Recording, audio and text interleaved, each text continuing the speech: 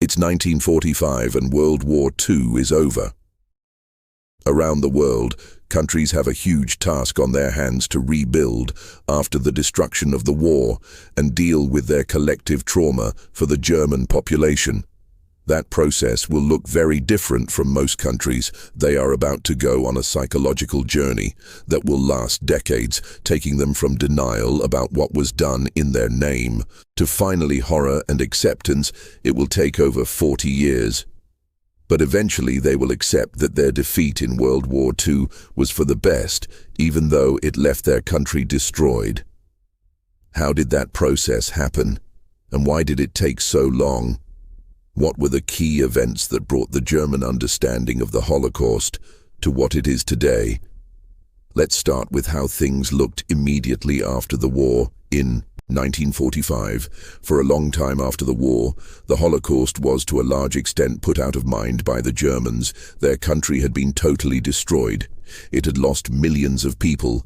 Almost 10% of the population, more than 12 million ethnic Germans, have been expelled from their homes in the East and were forced to move into the new reduced borders of occupied Germany. Beautiful and historic, cities such as Dresden had been totally obliterated. Perhaps even more traumatic than that Germany had been split in four. Between the victorious Allies, they had done that to make it weak, so it would never again be able to start a world war. So how was the German public feeling about the Holocaust at that time? A good first question is, did the public even know about it here? Most historians would say yes, the majority of the public was aware and had been for years. What had been happening was clear to anyone who would open their eyes. Germans living in occupied Poland could see ghettos like the Warsaw Ghetto. They had been full of hundreds of thousands of Jews, and over time they gradually went empty. I really want to emphasize how big some of the ghettos were. The Warsaw Ghetto was dozens of streets filled at one point with 500,000 Jews. If an area like that goes from being full to empty, it's impossible not to notice. The public were also able to see the trains loaded up with Jews and sent away. Those people never came back. Word of what was happening made it from the Germans living in Poland to those in Germany itself. That the Nazis were committing mass murder was also clear to the German population because many non-Jews were affected by it. Homosexuals, the mentally ill, and the disabled were also exterminated. Of course, that meant that if you were a German citizen and you happened to have a relative that was disabled, they would be forcibly taken away and euthanized. An example is the case of Kurt Gerstein. His sister-in-law was killed by the Nazis due to her mental illness. He then devoted himself to finding out more about the Holocaust and even joined the SS to see what was happening with his own eyes. He tried to stop it, attempting to sabotage the delivery of lethal gas to the extermination camps. He also tried to raise awareness about what was going on, telling as many Germans as he could and informing other nations. Despite their knowledge of the Holocaust, many Germans continued to have pro-Nazi and anti-Semitic views for many years. After the end of the war, the USA conducted several polls, and the results are astonishing. A year after the war, 1/3 of Germans said that Jews should not have the same rights as other citizens. Roughly the same number said that the extermination of the Jews was necessary for the security of Germany. More than half of Germans thought that Nazism had been a good idea, but badly applied. Even 7 years after the end of the war, 1/3 of Germans said that Germany would be better without Jews, and 1/4 had a positive opinion of Hitler. Another important question is how the Germans felt about losing the war. Did they view it as a good thing that Hitler had been stopped, or did they view it as a disaster and still wish that they won? That is a particularly important question, and it's one that I'll come back to repeatedly. That question, probably more than any other, is the one where attitudes took a long time to change, and as we'll see, it remains contentious to this day. In 1945, we can safely assume that the overwhelming majority of people held the view that losing was a bad thing, while many Germans thought the Holocaust regrettable. I think the mind of the average person that was nowhere near as important as the fact that their country had been destroyed and occupied. So as we can see, German attitudes towards Nazism and the Holocaust had a long, long way to go to get to where they are now. The first steps on that journey were very much imposed on the Germans by the occupying forces. They implemented what was known as dentification, which had as one of its main goals to force the Germans to accept what they had done and feel ashamed of it. They undertook a forceful propaganda campaign with the goal of developing a German sense of collective responsibility. The newspapers and radio were controlled by the occupying powers, and they emphasized the moral responsibility of all Germans for Nazi crimes. In the words of one American official, collective guilt should be considered a prerequisite of any long-term education of the German people. The messaging was extremely blunt and direct. There were posters with images of concentration camp victims, coupled with texts such as "You are guilty of this" or "These atrocities." Your fault. Something else that was done to the German population was to force them to visit the extermination camps to see what had been done with their own eyes. Some Germans were even forced to do work in the camps, burying rotting corpses and exhuming mass graves. There were also films produced to show the Germans what had been done. According to one American official, the purpose of the films was to shake and humiliate the Germans and prove to them that these crimes were committed and that the German people, not just the Nazis, were responsibility. One of the most famous events in the process of denotification was, of course, the Nuremberg trials. Those began 5 months after the Germans surrendered and lasted about a year. In total, 24 high-ranking Nazis were tried and 12 were sentenced to death. Almost all of those on trial expressed little remorse and didn't regret their involvement in Nazi Germany. Footage of the death camps was actually shown to the defendants, and all of them found it shocking. Many reacted with denial. Göring said that the footage must have been faked. He claimed that he knew nothing of what happened in the camps. Others made excuses, saying that disobeying Hitler would have meant execution now. While the Nuremberg trials were a huge deal for the German public, it was easy not to pay that much attention. It was still only a year since the end of the war. Everything was destroyed. For many Germans, it was a full-time job just to find food and shelter. To the extent that the Germans did pay attention to the trials, the majority did view them as valid. One poll said that 78% of Germans viewed the trials as fair, that said the trials could have been much more successful in terms of persuading the German people. They weren't televised, so the only way that people could hear about them was in the newspapers. Also, as the Cold War had just begun, the trials became politicized in East Germany under the control of the Soviets. The authorities wanted to emphasize the importance of atrocities done against Russians in World War II and downplay those against Jews in West Germany. The reverse happened. Another dynamic was that the USA was very concerned about keeping West Germany on side so that it wouldn't get into bed with the Soviet Union. That meant that it was reticent to do anything that might offend the people of West Germany. So it didn't push the trials as hard as it might have done.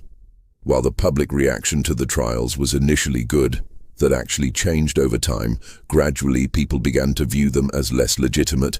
They viewed them as victors' justice and an imposition of collective guilt, which they rejected. 4 years after the trials, support for them had fallen to 38%, with 30% of the population viewing them as unfair. In other surveys, attitudes continued to be defiant. In 1951, just 5% of West Germans said that they felt guilt towards the Jews. 1 in 5 Germans actually believed that the Jews were partially responsible for what had happened to them. That said, 29% did believe that Germany should give compensation to the victims of the Holocaust. That actually happened in 1953. West Germany agreed to pay reparations. However, only people who were directly victimized were eligible, not children or grandchildren. Given that many Germans were still not sympathetic to the Jews, you won't be surprised to learn that the reparations were politically controversial, and many politicians voted against it for the victims themselves. Getting the money was extremely difficult. They often had a bitter fight on their hands that could last for decades. Many didn't get back the houses and businesses that had been confiscated from them by the Nazis. I think that shows how, for all the denazification efforts, attitudes were slow in changing. I mean, we're talking about Jews who, for example, owned a house only 2 decades earlier, had it confiscated by the Nazis, and now was still unable to get it back for the next few years. Public opinion stayed fairly constant in Germany, a mixture of defiance and denial, with Germany still destroyed and divided. It was pretty easy for people to put the Holocaust out of mind and think about other things. The next major event in our story came in 1961. It was the trial of Adolf Eichmann. Adolf Eichmann was one of the major organizers of the Holocaust, and after the war, he had escaped to Argentina. There he was cracked down by the Israeli intelligence services and arrested. He was brought to Israel, where he stood trial for his crimes, unlike the Nuremberg trials, which hadn't been televised. Israel did everything that it could to publicize the trial. Ian's defense was essentially the same as that which had been trotted out by other Nazi defendants before. He claimed that he was just following orders, but did always have doubts and feel guilty. He said that he went along with what was happening because he could see no one at all that was actually against. Did even non-Nazi, like those in the civil service, Eichmann even claimed that he actually wanted to stop the Holocaust, but hadn't had the power. For all that, he didn't express remorse, saying, "I was not a responsible leader, and as such I don't feel myself guilty in the end." Eichmann was found guilty and hanged in West Germany. The trial got significant coverage, and they even changed the school curriculum to include it. However, many people viewed it as biased and predetermined, that it was a show trial in a kangaroo court. Particularly interesting were the actions of the West German government towards the trial. They were, and I'm not exaggerating, full-on conspiratorial. Initially, they had actually tried to protect Eichmann. The German intelligence service had known since 1952 where Amman was. They had withheld that information from Israel to try to prevent them arresting him. The main reason they didn't want the trial to happen was because there were actually ex-Nazis working in the West German government. At the time, one of the most important was Hans Glober, who had been very involved in the Nazi regime. He had helped to formulate the Enabling Act of 1933, which effectively made Hitler a dictator. Now, almost 30 years on, he was working in the West German government as chief of staff. Of course, the government knew about this and didn't want it exposed. The United States CIA was also aware of Globo's past and keen to keep it hidden if it came to the world's attention that such an important ex-Nazi was still working in the West German government.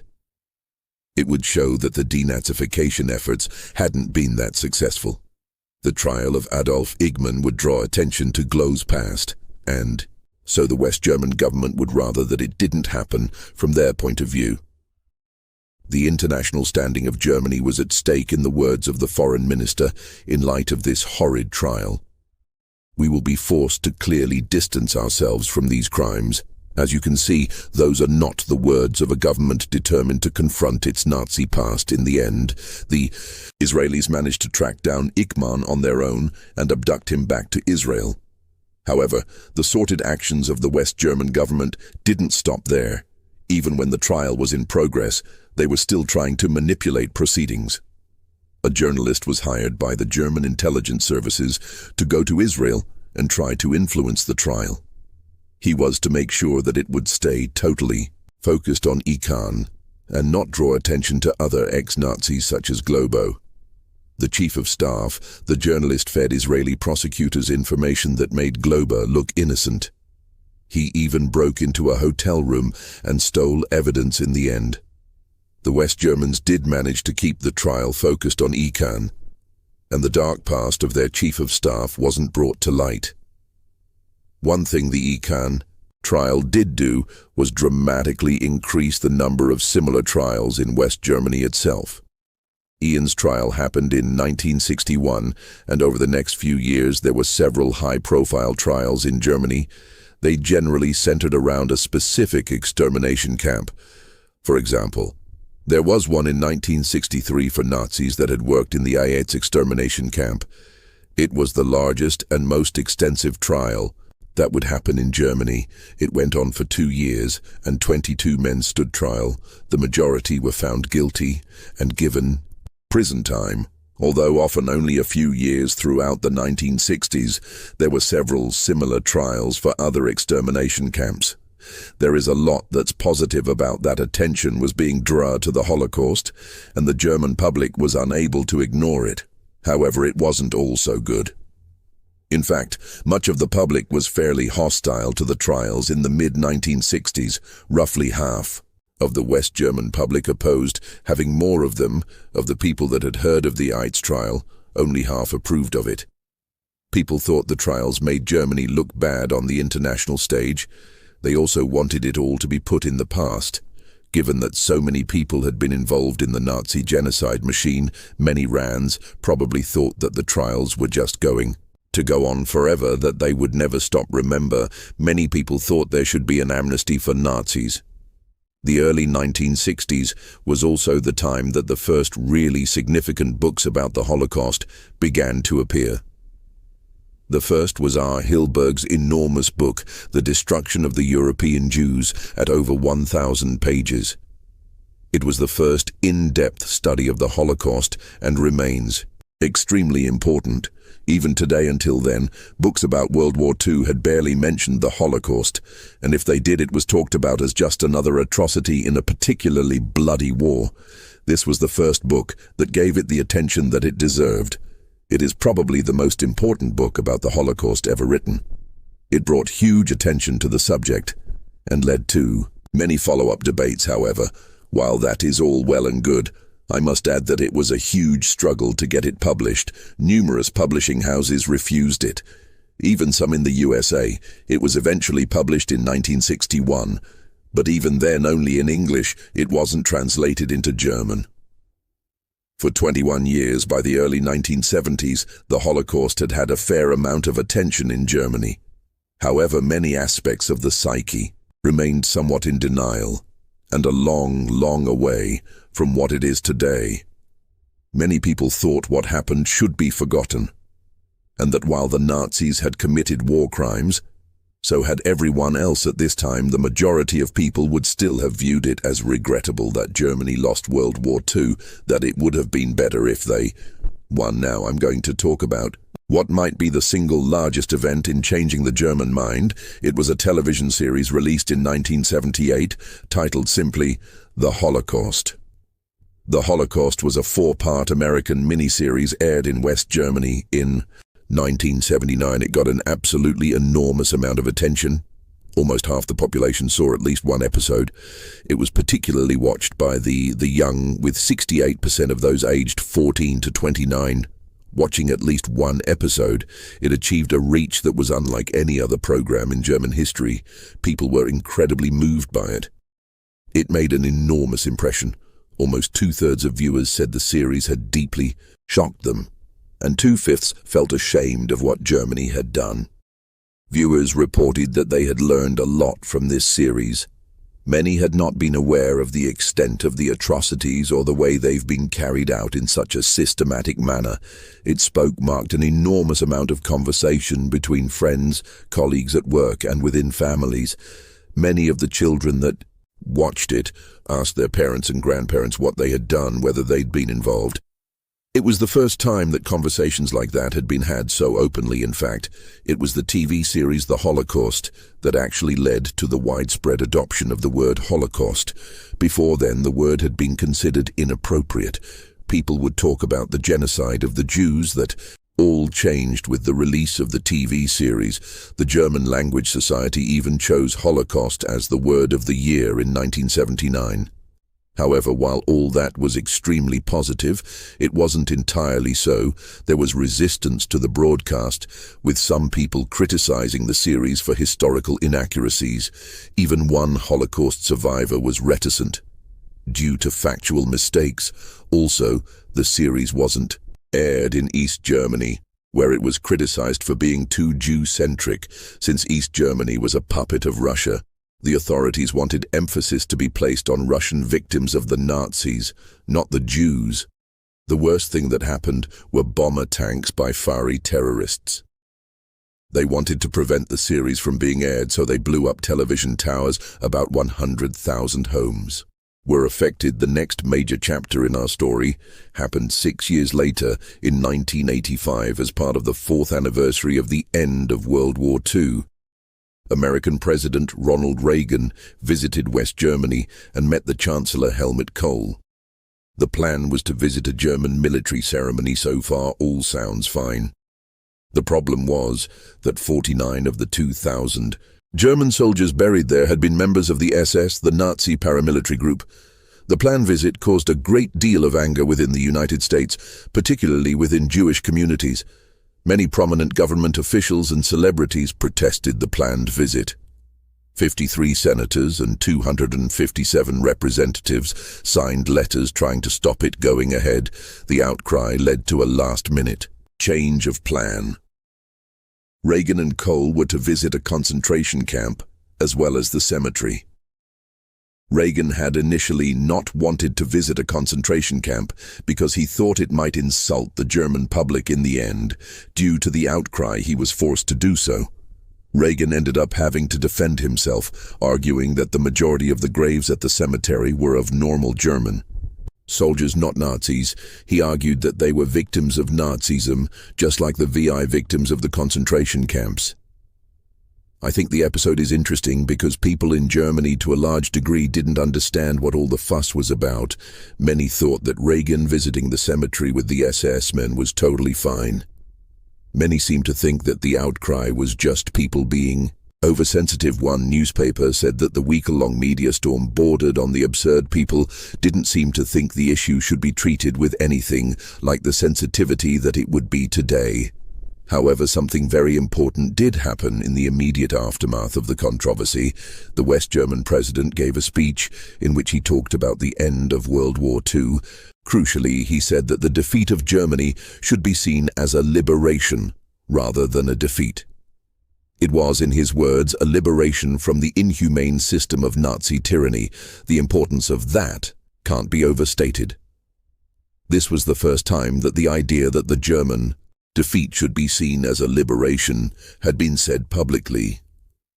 This was the beginning of a change in attitudes to that question which had been so stubborn. Whether it was a good thing that the Germans lost the war. That speech and the preceding controversy with the US president then triggered a debate amongst German intellectuals that would last for years. It was primarily a disagreement between historians about how to view the Nazi period in general. The debate took place in articles published in newspapers. Right-wing historian Ernst N. published an article arguing that the Holocaust wasn't especially unique historically, and compared it to the communist Gulag in Russia overall. His arguments were very apologetic towards Nazism. Many historians and intellectuals of the left published various responses. The famous German philosopher Habermas argued that N was trying to whitewash the Nazi past and that the Holocaust couldn't be compared to the gulags. Over the next year, tens of articles were published in newspapers chiming into the debate. In the end, neither side clearly won the debate, but it did cause a huge amount of attention to be directed at the Holocaust in particular. It meant that people heard the Holocaust talked about in an intellectual way. Almost every major German intellectual participated in the debate, and huge numbers read the articles. The end of the 1980s saw what was undoubtedly the biggest moment in recent German history. Reunification regarding the Holocaust. One of the biggest challenges was to unify two different narratives about it. West Germany had never fully succeeded with its notification process, but has created a stable democratic people of East Germany on the other hand had been fed much stronger anti-Nazi propaganda. For decades, however, the narrative that they had been fed was that fascism occurred due to a crisis of capitalism and that it should have been solved with communism. Media about the Holocaust continued to be well received in Germany. In 1994, the film Schindler's List was released and had an overall positive reception. It didn't have an impact like that of the series in the 1970 segundos, but it did confront viewers with realistic images of the annihilation of Jews. 1995. Sau augeli significante 2050 th anniversario of the end of World War II the message from the government was more conciliatory than it had ever been in previous anniversaries attempts have been made to compare the Holocaust with other war crimes that didn't happen this time also the government again referred to the defeat of Nazi Germany as a liberation rather than a defeat. The victory of the Allies was at last starting to be viewed as a good thing. The turn of the millennium saw the opening of the first public memorial to the Holocaust in Berlin. There was some pushback to that. The mayor of Berlin opposed it and didn't attend the opening ceremony. He argued that it was too big and would be subject to vandalism. Other people criticized the memorial for only commemorating the Jewish victims of the Holocaust, when there were, of course, many others today. The legacy of the Holocaust course still causes controversy. The question that remains stubborn is whether it was a good thing for Germany to lose in 1945. Here, the German public has actually become more right-wing in recent years. In 2015, a survey found that the majority of Germans viewed the Allied victory as a liberation from the Nazi regime. Only 9% of Germans viewed World War II as a defeat. Now that number has actually gone up. One important proponent of that view is the political party AfD, or Alternative for Germany. They have risen in the polls in recent years and are now the second largest party. The chairwoman of AfD has said that the defeat in 1945 cannot be viewed as a liberation overall, though there can be no doubt that German feeling about the Holocaust has been transformed over the decades. The majority of the German population fully reject the Nazi ideology and hate the atrocities that were done in the name of their country. We will wait to see what happens to the legacy of the Holocaust in the years to come.